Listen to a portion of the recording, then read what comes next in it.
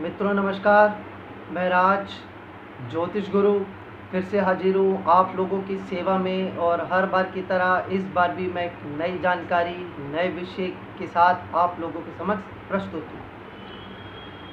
मित्रों, आज मैं ज्योतिष से संबंधित किसी विषय पर बात नहीं करूँगा। जैसा कि आप सब जानते हैं, हमारे देश में इस समय कोरोना जो है भयंकर रूप ले चुका है, और ख़ास तौर से दिल्ली में। जी हाँ मित्रों, पूरे देश में ही कोरोना भयंकर रूप से चल रहा है, और दिल्ली में हालात कोरोना को लेकर इतने बुरे हैं कि आपको मैं शब्दों में भी बयान नहीं कर सकता। मैं सिर्फ थोड़ा सा कोरोना को लेकर आप लोगों के बीच में कुछ अपना अनुभव बांटना चाहता हूँ। जी हाँ मित्रों, मुझे भी कोरोना हो गया था, और आप सब लोगों के प्यार और आशीर्वाद की वजह से मैं इस कोरोना से जंग जीत पाया, और आप लोगों के समक्ष इस समय मैं हाजिर हूँ। सबसे पहले बात मैं बता दूँ कि कोरोना आपको शरीर से ही नहीं तोड़ता, कोरोना आपको मानसिक रूप से भी तोड़ देता है। जी हाँ मित्रों, ये साइकोलॉजिकल भी जो है आप पर अटैक करता है। अगर कोरोना से जंग जीतनी है तो सबसे पहले आपको मानसिक रूप से स्ट्रोंग रहने की बहुत ज़रूरत है। कोरोना का नाम ही इतना खतरनाक है कि ये सुनते ही कई लोगों के होश उड़ जाते हैं, कई लोगों को नाम सुनते ही घबराहट होने लग जाती है। ऐसा नहीं करना। आपका शरीर तो लड़ेगा ही इस वायरस से, इस महामारी से, कोरोना से आपका शरीर तो लड़ेगा ही, लेकिन आपको मानसिक रूप से स्ट्रोंग रहने की बहुत ज़रूरत होती है।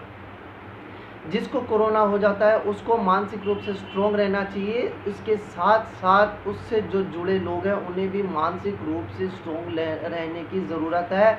तभी आप इस कोरोना से जीत सकते हैं, वरना इससे जीतना बहुत मुश्किल है।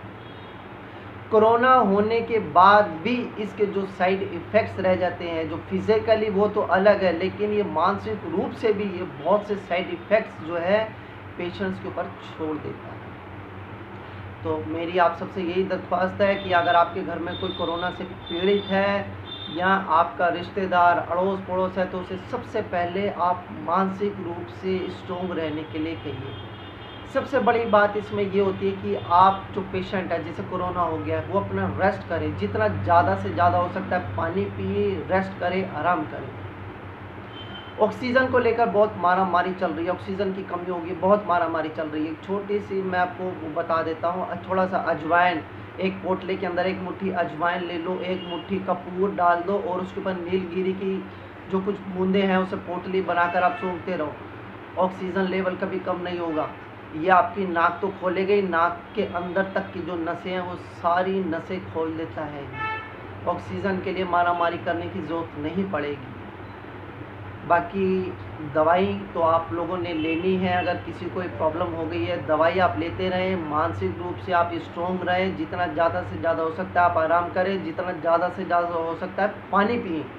ज़रूरी नहीं है कि आप ORS डालकर ही पिएं। अगर आप ORS डाल के पीते हैं वेल एंड गुड, नहीं तो वैसे भी सादा पानी पिए जितना ज़्यादा से ज़्यादा हो सकता है, तभी आप इस कोरोना से जंग जीत सकते हैं। और मैं अपने सभी भाइयों से, सभी मित्रों से एक रिक्वेस्ट और करना चाहूँगा।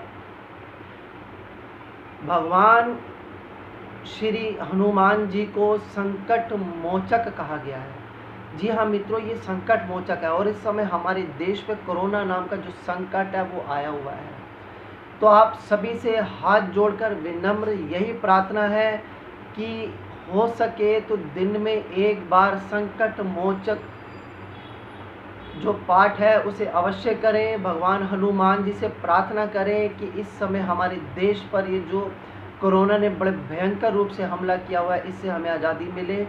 हमारा देश, हमारे देश के लोगों को इस कोरोना नाम के संकट से मुक्ति मिले, और भगवान हनुमान जी, श्री राम जी की कृपा से हम सब की रक्षा करें।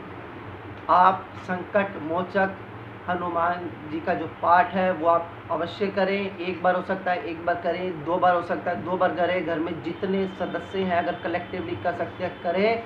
आप देखिएगा आपका, हमारा और सबका सहयोग, अगर सब इसी तरह से पाठ करेंगे, सब इसी तरह से प्रार्थना करेंगे, तो हमारे देश से एक कोरोना नाम का संकट जो इतने भयंकर रूप से चल रहा है वो बहुत ही जल्दी दूर हो जाएगा। तो मित्रों, आज के लिए सिर्फ इतना ही।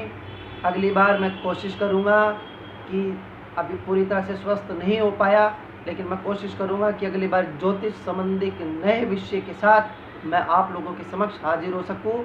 तब तक के लिए मुझे आज्ञा दीजिए। जय माता दी।